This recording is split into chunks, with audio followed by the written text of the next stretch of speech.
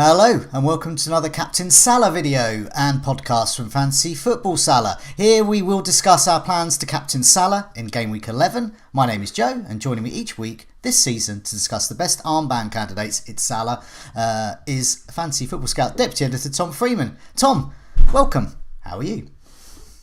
Yeah, good, thanks, Joe. Conte news has obviously broke this morning and feels pretty exciting. So busy doing some work on that. There's going to be a scout report up on site tonight. But yeah, all good here, thanks. Okay, before we spend 20 minutes discussing why we're captaining Mo Salah, I understand you want to mention something about FanTeam. Yep, so there's a couple of daily Champions League games to have a look out for. I think there's a 16k prize pool tonight. And also a reminder to set your team if you're playing the knockout competition too. There's a 5:45 or a slightly earlier deadline tonight. I know there's a 5:45, a couple of kickoffs tonight, including Chelsea against Malmo. So make sure you get that done in good time. Okay, let's move on to why we're captaining Mo Salah. Okay. So here, I was quite pleased to manage to do this picture here. So for those listening to the podcast, I've got a picture of Mo Salah pointing an expected goals table of this season, and he's pointing specifically to Liverpool at the top. And they're not just top, they're in an absolute league of their own. Expected goals, getting on for 25. The next nearest is Manchester City with 20. And West Ham with 18 just below them. Goals 29, next nearest City again with 20. Big chances 41, next nearest Manchester City with 28. I mean, it's basically Liverpool. They're the ones to go for. So in terms of the captaincy and strategy, so Salah has the form. Liverpool have the form. The fixture seems almost irrelevant, and last week his effective ownership was around 200% for among top managers. That means they all own him and they're all captained him. Basically, it's rank places lost if you don't captain him and he does anything on the pitch and your own captain, you're betting against Salah, fails. But is Salah really the best captain this week against a West Ham team that may well concede but are certainly not whipping boys?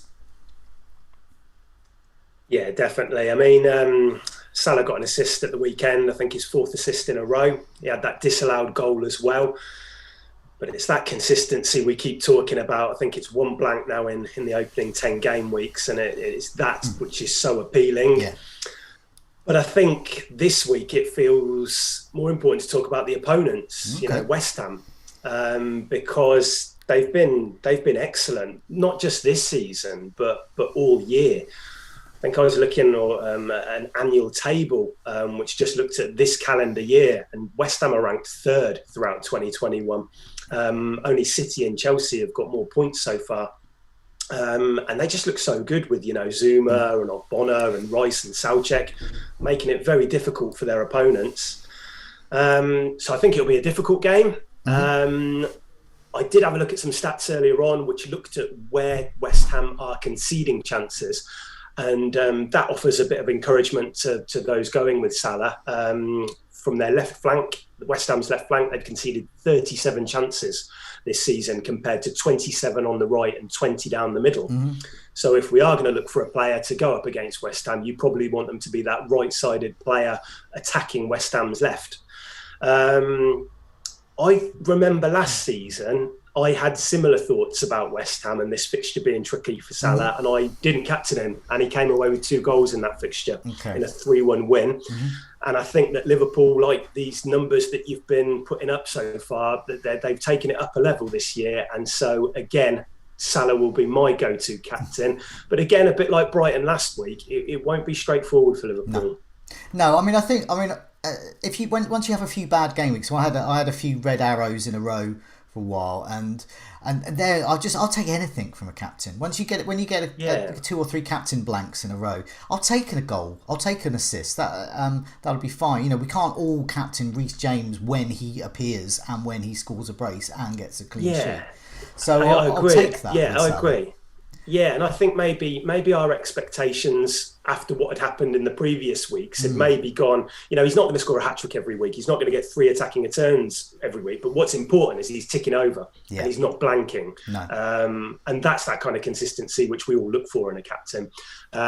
We should probably mention Mane as well, just briefly. Scored again at the weekend. 7 returns in 10 appearances. But it doesn't feel like he's at that level of Salah. Not as explosive this year, but of course we've got to mention him. Okay. Well, you mentioned about West Ham's defence as well. So, as you said, there could be a weakness on their left. Therefore, Salah could exploit that. So let's have a look at this whipping poise table. This is the defences, the worst defences over the last 4. And if you go right to the bottom here, the bottom of this table, as in the best defence, it's West Ham. So that's conveniently annoying for us.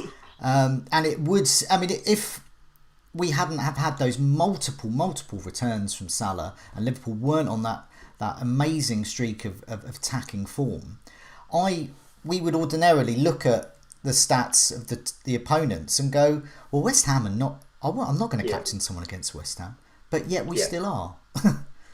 Yeah, no, I completely agree. I wouldn't, if this was any other team apart from Liverpool, I'd be seriously looking at other options this week. But it just seems, you talked about that effective ownership, almost 200%. It feels like a dangerous game betting against Salah at the moment. Whether or not that will be the case a few weeks down the line, I'm not so sure. But certainly this week, this feels like the one the player to target for captaincy, I think. Definitely. Looking at this table though, if anyone was to go different, or they feel that Salah might get a return, but they're gonna gamble for multiple returns, you would think that a team playing Villa, Manchester United, Watford, Newcastle, Everton, indeed and Norwich could be the place to go because they are on paper a much worse defence. Sure. So looking at expected goal involvement, so look, Salah's going to be top of this, so it's not a spoiler, everyone knows this. So this is expected goal involvement over the last 4 game weeks. Yes, Salah in league of his own. So once again, it's all pointing to Salah. Captain Salah, doesn't matter about the defence. He's playing, even though West Ham is currently the best in terms of expected points. But yeah, Aubameyang faces Watford. I'm trying to pick out anything. Is Aubameyang a worthy captain this week? I think if you're looking at options outside of Salah, you would have to be in the conversation. Arsenal have looked a lot better. They switched to this kind of 4-4-2, 4-2-3-1 formation against Villa and looked a lot better. They've got Lacazette and Aubameyang playing through the middle. Lacazette's been dropping a little bit deeper. Yeah. Aubameyang has penalties. They've looked better since that initial kind of start when they were really struggling. But against Palace a few weeks ago, they were a bit inconsistent in that, and we haven't quite got that consistency, but they are improving. And I suppose it's as much about the opponent. You could see Watford on the table that you just linked to before, but they're struggling, aren't they? They haven't kept a clean sheet all season, along with Newcastle. They're the only 2 teams yet to record a shutout. And Ranieri needs time, doesn't he? He needs to get some new players in, and at the moment he hasn't got that opportunity to do that. And I think outside of that Liverpool fixture with obviously Salah, this is probably one of the ones that you're looking at thinking, Aubameyang looks like a pretty good option this week. I think that if anyone does own Aubameyang, I think they have a genuine choice to make here, because this is as an Aubameyang owner of many seasons. This is exactly the fixture I would think, I'm going to captain him. If he was against Norwich, for example, it would be the same one. He does punish these weak defences. Watford, are basically a bunch of kittens when it comes to their defence at the moment.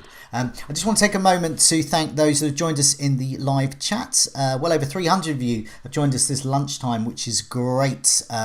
Got Joshua, David, Nick, Chris, Matthew, Martin, and Metallica. I wonder if that's the full band Metallica or just maybe a representative of them. But thank you so much for joining us. I just want to mention something that Joshua mentioned. A couple of weeks ago, I put a tweet up saying those without a premium striker, those wildcarding without a premium striker. So we have mentioned Aubameyang there. There's also Vardy and Kane and Ronaldo to consider. And those without, I wondered, what's your plan? Are you just going to hope that they don't become good or try and get them in? And Joshua has reminded me of that. Tweet, and he says that he agrees with that, and he thinks that now could be a time when people might move back to those premium strikers. It's a segue into Spurs. Now, before we came on air, you said you've been doing a little bit of research about Conte, who is the new manager of Spurs, which is, I hope, good news for Kane and Son owners. I think so. I mean, I'm a huge fan of Conte. Going back over the years from when he was at Chelsea and Juventus before that. But it's a massive appointment for Spurs, isn't it? I mean, he's just a serial winner wherever he goes. He wins titles. You would expect them to set up in a back three formation, whether or not that's a 3-5-2 or a 3-4-3. But that is certainly what we would expect of him. But he normally starts well at his clubs. He gets his ideas over pretty quickly. They've got a UEFA Conference League game on Thursday, first before Everton at the weekend. And suddenly, I mean, I'm a Kane owner. I think you are too. I am, yeah, very much so. Yeah. So I got him in, and suddenly from, after the performance at the weekend against United, I'm thinking, is this a problem? Suddenly now it feels like a bit of an opportunity. Oh, no. I'm getting the ticker tape out. I think this is amazing. Yeah, I mean, he's still, I think he's about 6.4% owned. He's on penalties. And there were some Conte quotes which I saw this morning, which is he spoke about Kane when he was doing some punditry work at Euro 2020. And he was talking about how to get the best out of Kane and that he wanted him always in the box, which suggests that maybe what we've seen with Kane in recent years is him dropping that little bit deeper. Maybe Conte is going to use him closer to goal and use others in that kind of supporting role. So it's going to be really interesting. Son as well looks like a great option. And it's going to be, I mean, if it's going to be a 3-5-2 with Son out of position up front, playing off Kane, I mean, it could be, it feels like you want to get on board these players early for me, because I'm pretty bullish about how Conte will do at Spurs. I think it's a good appointment. Yeah, and I mean, we're going to talk about this in much more detail on the Scoutcast tonight, so do tune into that. But one of the things that we'll be discussing is this sort of dilemma that fantasy managers have at the moment.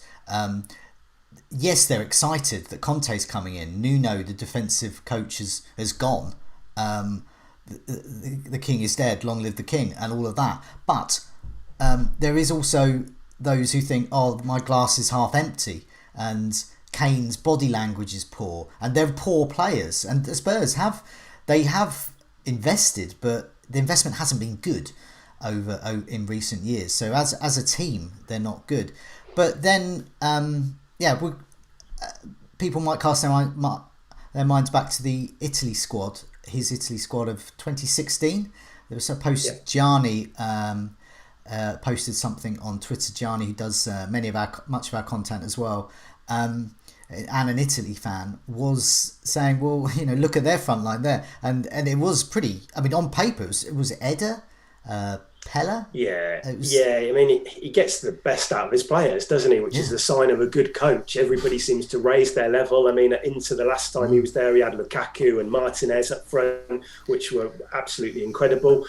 At Chelsea, he used Diego Costa and then Hazard playing off him. But even with lesser players, like you say, he gets them to raise the level, which is what he's going to need to do at Spurs, because although we're looking at that front line with Kane and Son thinking, ready-made world-class finishers. You look at other areas of that team and you think of the centre-backs and the centre midfield, and you think, he's going to have to get the best out of them if he really wants to kind of get back into those Champions League places and then push on for a title challenge. But it all feels really exciting at Spurs now. And I totally get people saying, well, Kane has looked terrible so far, Spurs have looked terrible, but as FPL managers, we've got to kind of predict what is to come, and it depends if you want to wait to see something before reacting to it, or if you want to think, well, look, I'm going to take a bit of a gamble here, get on board early and try and get that Kane haul while he's still 5-6% owned or whatever it is.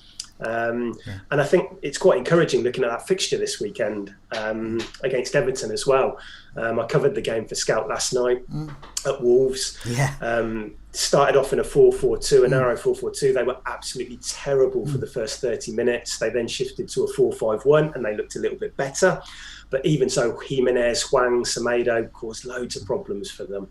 And they've got a few injuries as well at the moment, Joe. They've got Decore out, they've got Calvert-Lewin, Digne and Mina were out last night. So suddenly this feels like a pretty good fixture. We saw what Watford did at Goodison a couple of weeks ago. They went there and won 5-2. I'm not saying that's going to happen again, but there's obviously a defence which you can get at if you attack them in the right way.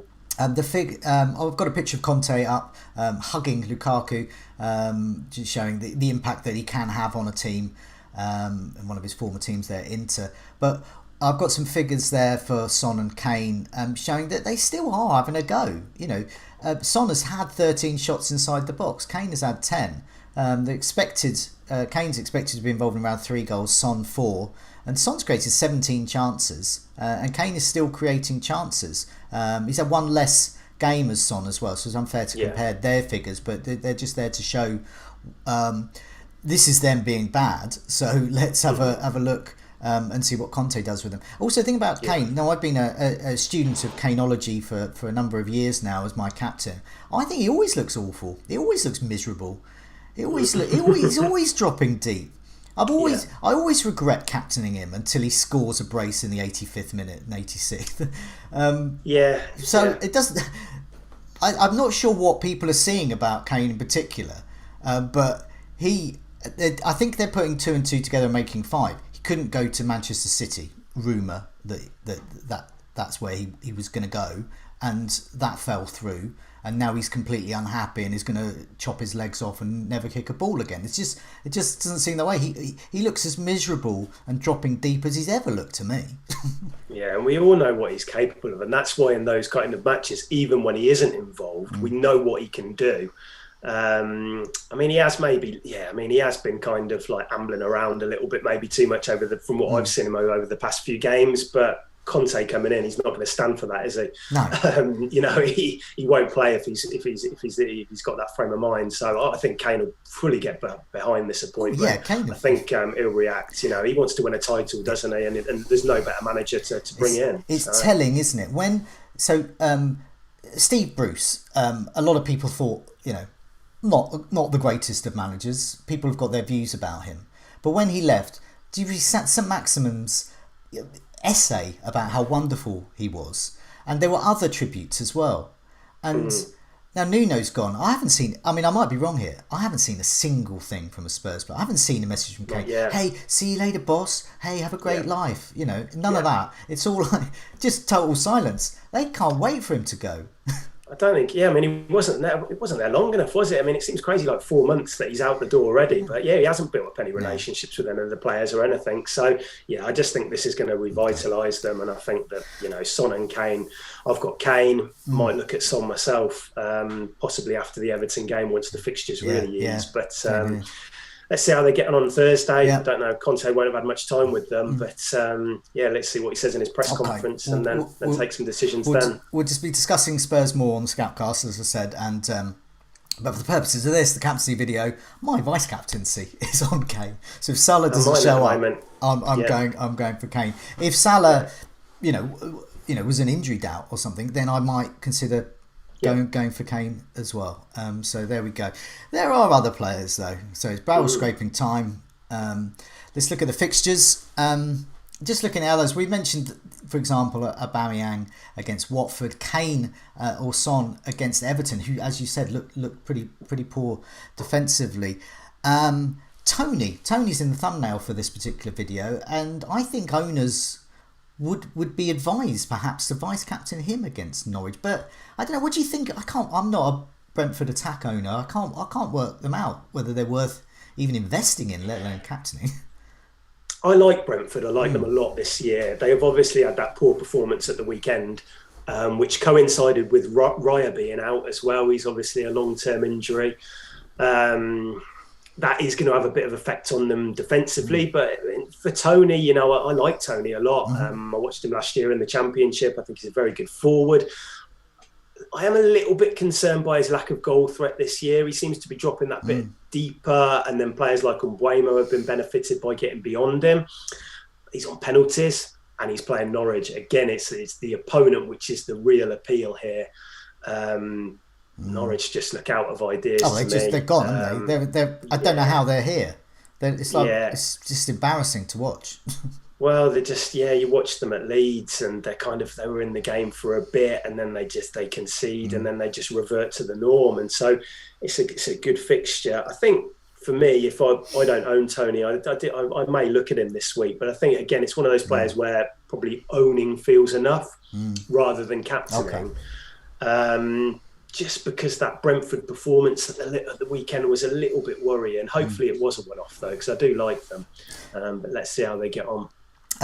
The false nine at the best team in Europe, Trossard of Brighton, could be a player to go if you want to take a wild pump. I mean, Trossard has form for big hauls, and he's just scored against Liverpool. Yes, he played well at the weekend, didn't they, Brighton? Okay. Very impressed. 2-2 at Anfield. I don't know, will Maupay come back in this weekend maybe for this tie, or was it a specific tactic at Liverpool to kind of use that false nine? It's hard to tell. They're so it's so flexible, that squad. Either way, I think Trossard will be either up front on his own, or he'll be just in support, just supporting. Either way, he's against Newcastle's defence. Well, I seem to recall him doing well in this fixture last year, wasn't it? In the big blank, and a few people did captain him, didn't they, for this one? And I think it's 3-0 in the end, wasn't it? We're sowing the seeds for the Mavericks. Sowing exactly. The seeds. Well, it's a good time to play. Good time to play Newcastle. Obviously, we've got wind that Emery may be in charge by the weekend, but obviously, again, very limited time to work with that team. So I can't imagine him coming in instantly and turning them to a very good defensive side. So good fixture for Brighton, no doubt. Big thanks to Sam Robertson in the chat. He's urging people to slap that like button. We've got well over 500 of you have joined us, and just 60 likes. Always going up gradually. People are slapping it, liking it, whatever. Thanks a lot for that. Please do press that like button, and also remember to subscribe. Anyone else to consider, especially for those Mavericks out there? Well, there's a few. I mean, we should talk about that Chelsea fixture. I mean, home against Burnley. But the problem is with Chelsea is that the points seem to be spread so much around the team that it's hard to pinpoint that specific player which we're going to go for. I suppose you'd probably have to say Havertz. It's probably his last game for a while leading the line. It sounds like Lukaku and Werner will be back after the international break.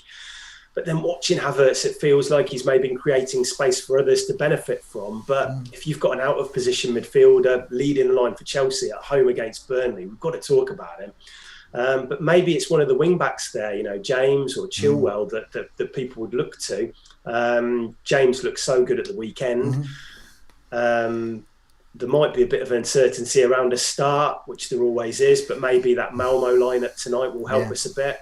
I'd be a bit worried about Chilwell. I seem to recall Tuchel earlier in the year when they played against them. He used Alonso, and he specifically said after the match that he wanted him in there for that height to help them with set pieces.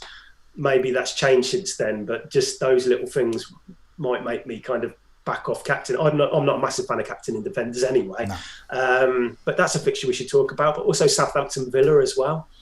Good fixture. You know, Villa, my team are in free fall at the moment. Yeah. So I've got Armstrong, and I'm very annoyed that I benched him last week. I I don't think I'm going to remove him for the likes of Tony. I like him for this fixture. Yeah, well, I put him on the bench as well last week, and then I was fortunate enough to get him off the bench because Mbeumo didn't show up, and Tierney didn't either. But yeah, it feels like he started with Che Adams at the weekend, and Brozier was out, of course. Now we'll get an update on Brozier. I think I was chatting to Neil last week about it, and he seemed to think that it was either Brozier or Che Adams competing for the place in the team, and that Armstrong is maybe up against somebody like Redmond, who's come in and played as a support striker, which is good news for Armstrong if that is the case. But we'll see what Hassan Houtl says. I was because as an Armstrong owner, I was umming and ahhing about playing him, and I thought I was looking at things like the Southampton Daily Echo and talking to some Saints fans, and weirdly, I think it could be the other way round. I think he sees Armstrong as a number 9, Brozier as a number 9, Che Adams as the ball carrier. Yeah. And then Redmond. And so he's looking at Armstrong, Che Adams, Brozier, Che Adams, and Redmond can go out where. And there could be something in that.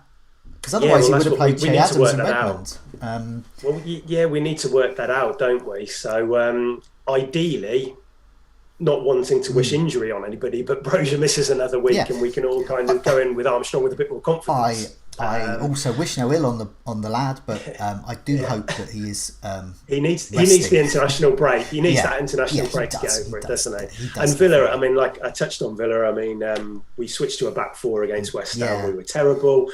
We've got Konza suspended after his red card. We're awkward defending set pieces. So who do you not want to come up against? James Ward-Prowse. I don't think it looks good for Villa on Friday. I'm not too optimistic about that one. So again, captaincy might be a bit of a push, but if you've got your Livramentos or your Armstrongs, then you might want to look at starting them this weekend. Okay, yes, I think we both of us have veered off the captaincy discussion because as it goes back to the start, it's Salah. One player we should mention though about captaincy, which we haven't, Jamie Vardy at Leeds. Now why is this a good fixture for Jamie Vardy? I think that Leeds sometimes struggle with players like Vardy, who are very direct, who run at them. Leeds have been putting up some better defensive numbers recently. I think if you go back to the table, they're looking okay, but they have played Norwich and they've played Watford during that time. So we've got to take into account the strength of the opposition. Leicester changed shape at the weekend. They went to a 3-4-3 at half time, so they played with players like Harvey Barnes and Lookman in the second half, which meant Iheanacho came off, but Vardy remained. I think Salah is the one for me this week, but then there's a kind of a group of your Aubameyangs, maybe your Kanes, and I think Vardy falls into that group as somebody. If I was going to go against Salah, I'd be very tempted by him. I think, as a differential captain. Yeah, I think Rafinha as well. I think there's a return there for Rafinha. And finally, just before we go, we haven't mentioned Manchester United against Manchester City, and I'm presuming you probably have the same thoughts on this that I have. I have no idea who is going to play and who. Well, certainly from United's point of view, and who to captain and who is going to score points. I would not know, so I'm not going to bother. Yeah. I think you're right, and I think the fact that United did look a bit more solid in that new formation at the weekend, it's not like they're coming off the back of that hammering over Liverpool where we're looking at players to target them. It's a derby game. I think Solskjaer's learnt from that Liverpool approach, and you probably look at Foden if anybody, but again, that Champions League lineup's going to be key, isn't it? So. Okay, it's time for us to go. We've pretty much decided on captaining Salah. There's lots of issues there. It's the strategy of playing the game. 200% effective ownership. You can't argue with. But you also can't argue with his stats as well. But hopefully we've given people some thoughts on vice captain, and also hopefully we've given some people some thoughts if they fancy betting against Salah. And I think there are lots and lots of other good captaincy options available. But in the meantime, Tom, thanks so much for joining me, and good luck with your inevitable decision to captain Mohamed Salah. Yeah, great. Thanks for having me, Jay.